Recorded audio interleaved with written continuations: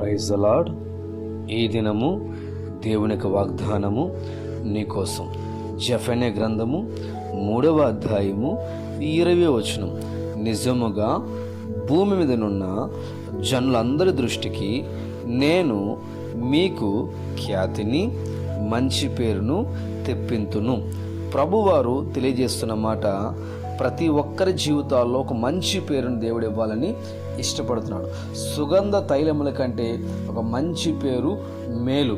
ఈ భూమి మీద జీవిస్తున్న ప్రతి ఒక్కరి జీవితాల్లో ఈ లోకాన్ని విడిచి వెళ్ళక మునిపే ఒక మంచి పేరు సంపాదించి ఈ లోకం నుంచి తిరిగి వెళ్ళాలి అనేది దేవుని యొక్క ఆలోచన ఉన్నది. ఈరోజు నాకు మంచి పేరు సంపాదించాలంటే ఈ భూమి మీద ఎంతో కష్టపడాలి, ఎంతో ప్రయాసపడాలి, ఎంతో మంచి జీవితాన్ని కలిగి మనం జీవించాలి. అయితే అయినప్పటికీ కొన్ని సందర్భాల్లో మంచి పేరు కొంతమందికి రాదు. ఎంత మంచి పనులు చేస్తున్నా, ఎన్ని మేలైన పనులు చేస్తున్నా, ఎంతమందికి సహకారంగా నిలబడుతున్నా కొన్నిసార్లు మంచి పేరు అనేది రాలేక ఇబ్బంది పడుతున్నావేమో. ఈ రోజున దేవుడు నీ కష్టాన్ని, నీ ప్రయాసని, నీ మంచితనాన్ని ప్రభు చూసి నీకు మంచి పేరును దేవుడు ఇవ్వాలని ఇష్టపడుతున్నాడు. బైబిల్ గ్రంథంలో యాకోబు అనే వ్యక్తి ఉంటాడు. ఆయన జీవితం అంతా కూడా అన్నను మోసగించాడు, తండ్రిని మోసగించాడు, నానుకున్న వారిని మోసగిస్తూనే బ్రతికాడు.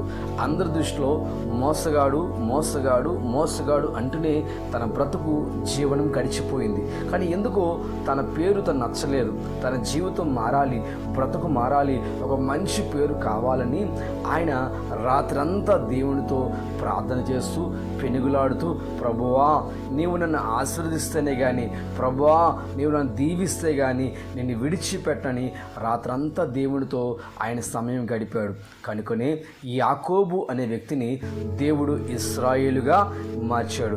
యాకోబు అంటే శపితమైన జీవితం జీవించే అనుభవంలోకి వెళ్ళిపోవచ్చేమో కానీ ఇశ్రాయేలుగా అనేక జనులకి దీవెనకరంగా దేవుడు యాకోబుని ఇశ్రాయేలుగా మార్చివేసి ఒక మంచి పేరుని దేవుడు ఇశ్రాయేలుగా తనకు అనుగ్రహించాడు. ఎప్పుడైతే తన పేరు మారిందో తన జీవితం అంతా మారిపోయింది, బ్రతుకంతా మారిపోయింది. ఎంతమంది అయితే యాకోబు ఎన్నిక లేని వాడు అనుకున్నాడో అదే యాకోబు ఉన్నతమైన స్థితిలో ఇశ్రాయేలుగా దేవుడు అతన్ని మార్చగలిగాడు. ఈ రోజున నీ జీవితంలో ఎవరి ఎదుట విలువలేనిగా, ఘనత లేని వ్యక్తిగా నువ్వు ఉన్నావా? పేరు లేని వ్యక్తిగా ఉన్నావా? అయితే ఇదే మంచి సమయము. దేవుడిలో మోకాలేసి కన్నీరు కాచి ప్రార్థన చేసి, ప్రభా మంచి పేరుని, ఖ్యాతిని నువ్వు ఇవ్వగలవు కదా ప్రభువా, నేను మొరపెడుతున్నాను అంటే దేవునికి అప్పగించుకో. నీ జీవితంలో అనేకులు ఎదుట గొప్ప వ్యక్తిగా దేవుడు నిలబెట్టి ఒక మంచి పేరుని దేవునికి ఇవ్వబోతున్నాడు. ఈ వాగ్దానము నీ జీవితంలో దేవుడు నెరవేర్చునుగాక. ఆమేన్.